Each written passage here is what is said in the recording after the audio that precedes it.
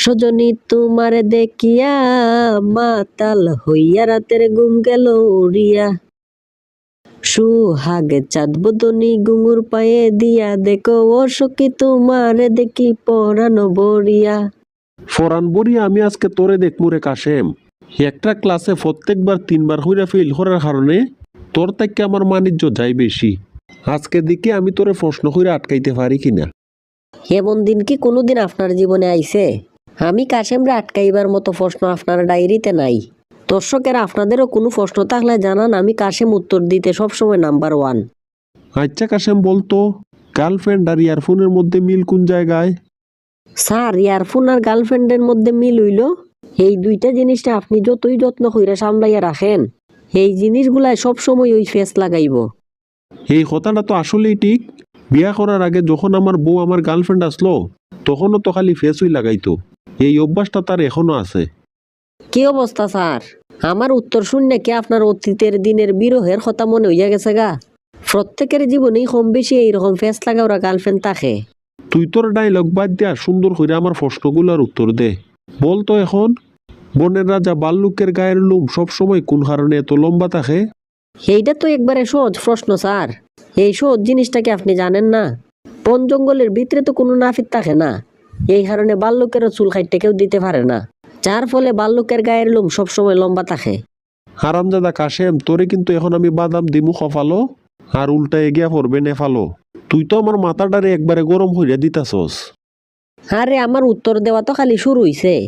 এইসব সামান্য উত্তর শূন্য ওই যদি আপনার মাথা গরম হইয়া যায়, একটু পরে তো তাইলে আপনার প্রেশার আই হয়ে যাইব। আচ্ছা ঠিক আছে, এখন বলতো, বর্তমানে তৈল বৃষ্টির সিজন, মাঝে মধ্যে আমরা বাংলাদেশে সাইক্লোন হয়। তুই এই প্রশ্নটার উত্তর দে তো, যে সাইক্লোন কারে বলে? স্যার, যারা টাকার অভাবে বাজারে গিয়া দোকান থেকে নগদ টেকাইতে সাইকেল কিনতে না পাইরা সমিতির থেকে লোন তুললা লোনের টেকাইতে সাইকেল কিনে, তাদের ওই সাইকেলের সাইক্লোন বলে।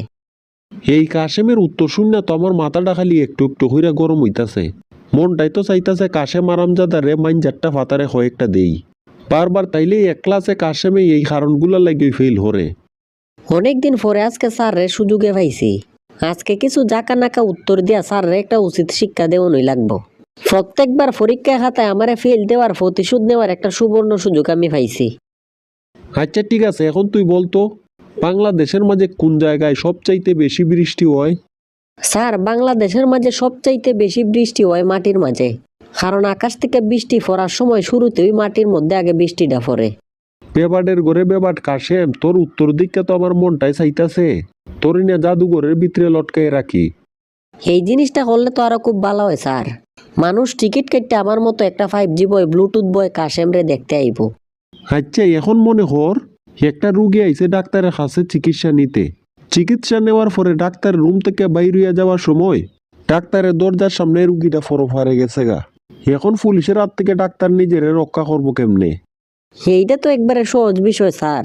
রুগীটারে তখন উল্টা দিকে ঘুরাইয়া দিলেই হইব, যাতে বোঝা যায় ডাক্তারের রুম থেকে বাইরে হওয়ার সময় না, ডাক্তারের রুমে ঢুকার সময় রুগী ফরফারে গেছে।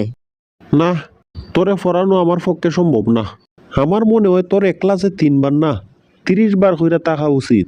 তোর মাথার ভিতরে যে এইরকম ট্যালেন্ট, এই ট্যালেন্ট দেখতে দেখতে আমি নিজে পাগল হইছি। পরবর্তী ক্লাসের কোনো স্যারের আর পাগল হওয়ার দরকার নাই।